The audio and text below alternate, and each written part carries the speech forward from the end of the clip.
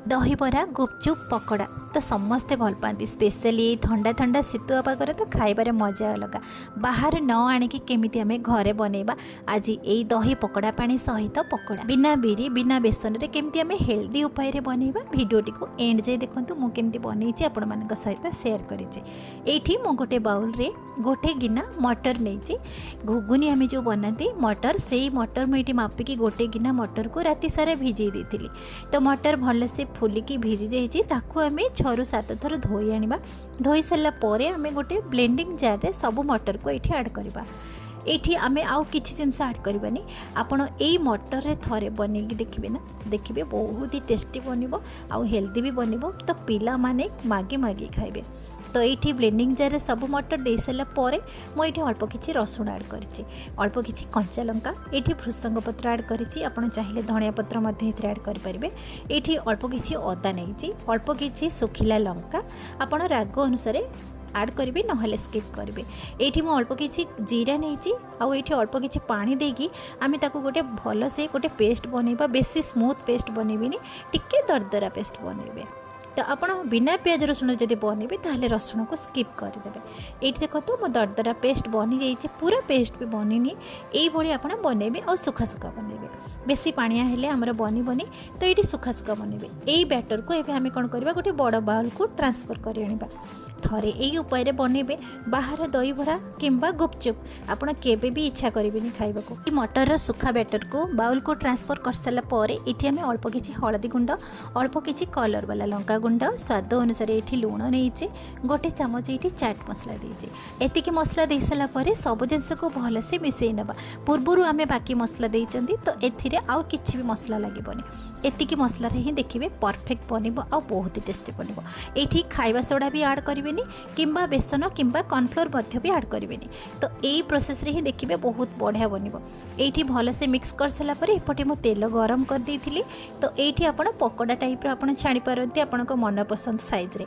तो मु एमती छोट छोट एमती छाणीची, आपण बड़ मध्य छाणी परिबे। देखिए एटा बहुत जल्दी भी बनी जिवो, बेसी समय लागीबनी याको छाणिया पय।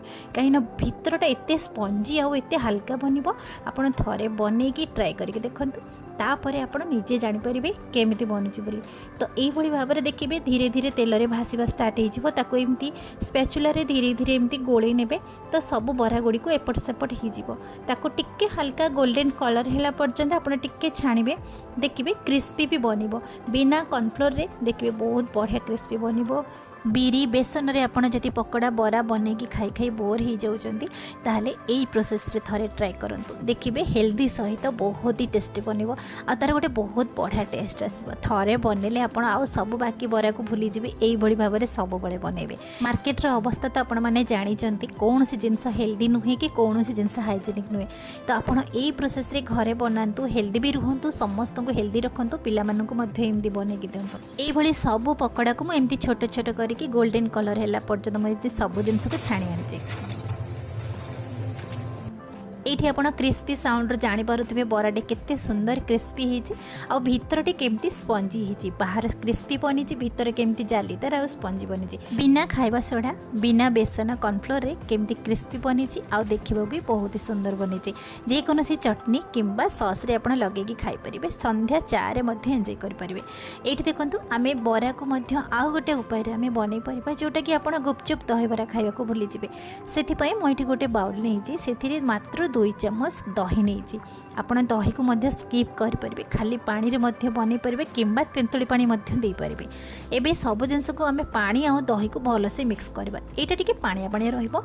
जदि आपण टिके बेसी काठुआ रखिबे ताहले दही रो क्वांटिटी अधिक करिवे, पानी रो क्वांटिटी कमे देबे। एठी आम स्वाद अनुसार लूण ऐड करबा। गोटे चम्मच जलजीरा पाउडर, गोटे चम्मच चाट मसला, एई दीटा जिनस ऐड करिवे। आ किछि भी दरकार पड़िबोनी। आपण भूली जिबे गुपचुप खाउचंती कि कोन खाउचंती, तार एते बढ़िया टेस्ट आसीबो, चटपटा आसीबो जे समस्ते एक जिनस खाइबा ना देखिए पसंद करेंगे।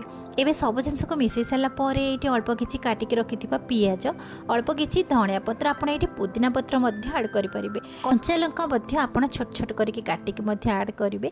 जेहेतु पकोड़ा रे बहुत सारा लंका यूज होती तो से मुझे कंचा लंका देली। सब जिनस मिसई सारा पर पकोड़ा गुड़ी को आप दही पानी रे ऐड करेंगे। देखिए दही पानी रे ऐड कर सारा पकोड़ा बहुत सुंदर फुलिबो आउ नरम भी बनिबो। एठी जदि दही पानी आपनको कम कम लगुव ताहले आपण आउ टिके पानी आ दही मध्य मिक्स करें। तो ये आउ टिके चटपटा करने मुझे गोटे चम्मच लेंबू रस ऐड कर देखिए बहुत बढ़िया टेस्ट आसो खाइबा को बहुत बढ़िया लगे। तो लेंबू रस ऐड कर सारापर लास्ट को आप कौन करेंगे घरे जदि थी सेव कि गांठिया ताकू एमती आप टिके चूना करके ऐड करेंगे तार लुक्सटा भी बहुत बढ़िया आसो आ खाइबा को भी बहुत मजा लगे। तो बनीगला आमर दही पकोड़ा पानी। आपन जदि चाहिए भजा जीरा लंका गुंड ये टिके ऐड करेंगे देखिए तार टेस्टा बहुत बढ़िया आसो। ये बनीगला दही पकोड़ा पानी आउ पकोड़ा ठंडा ठंडा शीतुआ पागरे घरे आम घुगुनी बनाऊा मटर केमती आमर बहुत सुंदर भाव हेल्दी जिनस बनीगला। बाहर जिनस भी कौन दरकार आउ खाइबा को एमिति घरे बनातु निजे खातु समस्त को खुआतु। आज रेसिपी आपण मानक पसंद आसिले बिंदुरोसई चैनल को सब्सक्राइब लाइक शेयर कमेंट करने को जमा भूलिबेनी। पुणी देखा नुआ वीडियो रे। नमस्कार।